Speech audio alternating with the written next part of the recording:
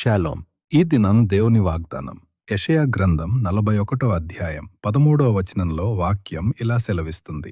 నీ దేవుడనైన యెహోవా నగు నేను, భయపడకుము, నేను నీకు సహాయము చేసిదనని చెప్పుచు నీ కుడి చేతిని పట్టుకొనియున్నాను.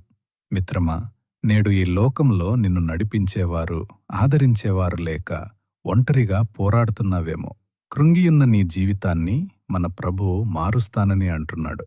ఆ కల్వరిగిరిలో మన పాపముల కొరకు, మన శాపముల కొరకు తన చేతులలో మేకులు కుట్టించుకున్న ఆ యేసయ్య నేడు గాయపడిన ఆ చేతులతో నీ కుడి చేతిని పట్టుకుని నడిపిస్తున్నాడు. సమస్త భూమి ఆకాశములను సృష్టించిన ఆ హస్తము నీ చేతిని పట్టుకుని ఉండగా భయమెందుకు? పరిస్థితుల గురించి దిగులెంచుకు. ఆయన నిన్ను విడిచిపెట్టే దేవుడు కాదు.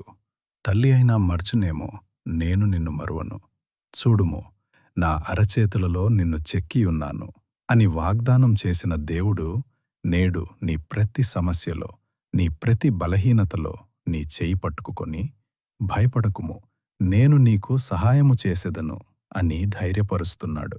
లోకము నిన్ను విడిచిపెట్టినా, నా అనుకున్నవారే నిన్ను కాదన్నా, ఆయన నిన్ను విడువడు, నిన్ను ఎడబాయడు.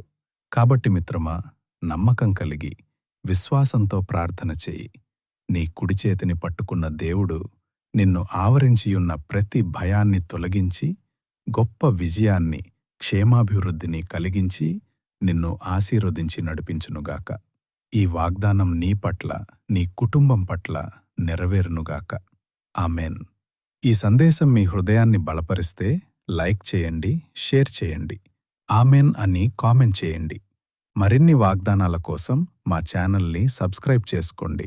దేవుడు మిమ్మల్ని దీవించునుగాక.